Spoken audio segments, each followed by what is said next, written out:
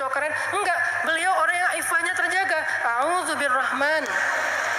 Kemudian laki-laki itu mengatakan, aku adalah utusan Tuhanmu yang akan memberikan kabar gembira, kamu akan punya anak. Apa jawaban Sayyidah Maryam? Bagaimana aku akan punya anak? Walam yamsasni basyarun walam aku baghiya. Aku belum pernah yamsasni basyar. Yamsas itu apa? Disentuh. Disentuh aja nggak pernah. Apalagi dirangkul, apalagi digandeng, apalagi dibonceng. Disentuh aja nggak pernah. Disentuh aja nggak pernah. Saking terjaganya Sayyidah Maryam. Walam yamsasni basyar, walam aku baghiya, dan aku nggak pernah pacaran. Emang gitu Ustaz terjemahannya? Terjemahannya, aku tidak pernah melakukan hal-hal yang tercela. Tapi kan yang praktisnya, fikihnya, aku nggak pernah pacaran, aku nggak pernah chat tengah malam, aku nggak pernah ngabisin pulsa dengan telepon fit call sampai jam 1 malam, aku nggak pernah dibangunin, kamu udah tahajud belum? Nggak pernah. Yang bangunin tahajud langsung malaikat, bukan cowok yang tiba-tiba sok perhatian pas ceweknya udah bangun terus dia malah tidur. Walam aku baghiya, tidak ada pacaran Islami. Pacaran Islami tidak ada. Saking terjaganya Sayyidah Maryam. Bagaimana aku akan punya anak, aku akan hamil, walam yamsasni basyar, walam aku baghiya, aku disentuh aja enggak, apalagi lebih dari itu, aku enggak pernah berlaku yang rendah. Qala kadzaliki qala rabbuki huwa 'alayya hayyin. Itu mah mudah bagi Allah, kata malaikat. Akhirnya Sayyidah Maryam hamil nggak punya suami, hamil tanpa ada laki-laki. Allah meniupkan ruh ke dalam rahimnya. Singkat cerita, lahirlah Sayyidina Isa alaihissalam. Mulailah Sayyidah Maryam mikir, nih gimana cara bawa pulang Isa ke rumahnya, nanti viral. Orang-orang Bani Israel itu tukang bully. Salah satu spesialisasi orang Bani Israel itu suka ngebully. Para nabi dibully, para solehin dibully, bahkan dibunuh. Salah satunya Habib An-Najjar di dalam surat Yasin. Ketika dia membela nabi yang sedang dibully, malah dia yang dibunuh. Sehingga kemudian dia mendapatkan kemuliaan di sisi Allah. Sayyidah Maryam mikir, nih gimana kalau saya viral, kalau saya trending, kalau saya dibully, kalau saya diusir dan seterusnya. Sebelum Sayyidah Maryam pulang, Allah memberikan briefing kepada Sayyidah Maryam. Kalau kamu ketemu dengan orang, katakan aku lagi puasa ngomong, aku tidak akan komen hari ini. Di sini ada life hacks. Kalau kita di head speech di sosial media, jangan pernah nge-replay. Ini life hacksnya Sayyidah Maryam. Kalau kita di head speech di sosial media, jangan pernah nge-replay. Jangan pernah ngebales, jangan pernah berdebat di sosmed, apalagi saling menghina. Jangan, kenapa? Karena teladan dari Sayyidah Maryam ketika dibully adalah diam.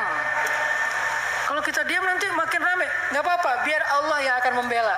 Karena kita membela diri susah. Biar Allah yang membela. Jangan di-replay komen-komennya. Dia bilang sesat, bilang apa segala macam, diamin aja. Memang saya pernah mereplay komen orang yang gak suka sama saya di sosmed? Gak pernah. Kok baiat, baru syahadat, selama ini gak Islam? Gak saya komen, gak saya replay, biarin aja. Karena dia gak ngerti. Ya udah saya diamin aja. Nanti gimana? Biar Allah yang menjelaskan. Saya tugasnya hanya tabayun sekali dengan santun, selesai. Jangan berdebat. Karena itu yang dilakukan Sayyidah Maryam, itu yang dilakukan Sayyidah Aisyah ketika difitnah hadisul ifki. Apakah Sayyidah Aisyah membalas? Enggak. Kata Sayyidah Aisyah, ashku basi wa huzni ilallah wallahul musta'an ala ma yasifun, atau ala ma tasifun. Aku curhat sama Allah aja deh, biar Allah yang akan melindungi aku dari fitnah kalian.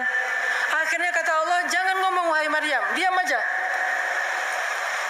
Falan ukallimal yauma insiya, hari ini aku nggak akan bicara apa-apa.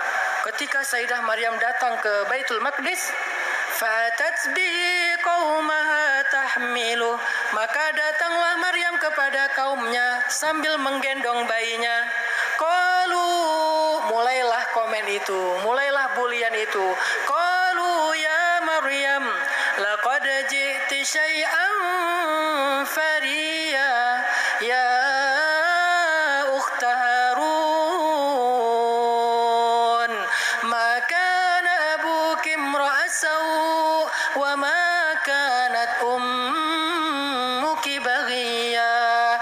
itu hanyalah simbol dari buliannya orang Bani Israel yang Allah sebutkan di dalam Al-Quran. Sebetulnya buliannya panjang, tapi kan Al-Quran bukan ayat-ayat yang menjelaskan tentang bulian secara detail, hanya diambil simboliknya aja. Contoh, intinya mereka ngebully Maryam. Maryam, kamu pembawa celaka, kamu membawa keburukan bagi negeri kami. Ini negeri yang suci, kamu tuh ternoda, bla bla bla bla bla. Habis dihina Sayyidah Maryam. Ada akun real, ada akun fake, semuanya ngehina Sayyidah Maryam. Pas dilihat followernya cuma 0, posting 0, tapi ngomongnya vokal. Mulai sekarang kami unfollow kamu. Ya silakan. Nah, ini Maryam dihina habis-habisan. Apa jawaban Maryam? Fa'asyarat ilaih. Sayyidah Maryam cuma ngasih isyarat kepada bayinya. Asyarat, isyarat. Nggak ngomong, cuma ngasih isyarat. Maksudnya apa? Tanya aja sama bayi saya. Makin marah mereka, makin menjadi-jadi mereka. Qalu kaifa nukallimu man kana fil mahdi sabiyya? Maryam, ternyata kamu udah gila ya. Masa kami disuruh ngomong sama bayi yang masih digendong ibunya? Emang dia bisa ngomong? Tiba-tiba Allah membela Sayyidah Maryam. Allah yang mengklarifikasi. Tiba-tiba bayi itu bisa bicara. Qal, bayi itu bicara. Inni abdullah ataniyal kitaba wa ja'alani nabiyya wa ja'alani mubarakan aynama kuntu wa awsani bis salati waz zakati ma dumtu hayya wa barran biwalidati wa lam yaj'alni jabbaran shaqiyya wassalamu alayya yawma wulidtu wa yawma amutu wa yawma ub'atsu hayya. Bayi bisa ngomong sepanjang itu, coba bayangin. Panjang kan kayak khutbah Jumat? Fasih banget lagi bahasanya. Bukan mama, mimi, enggak.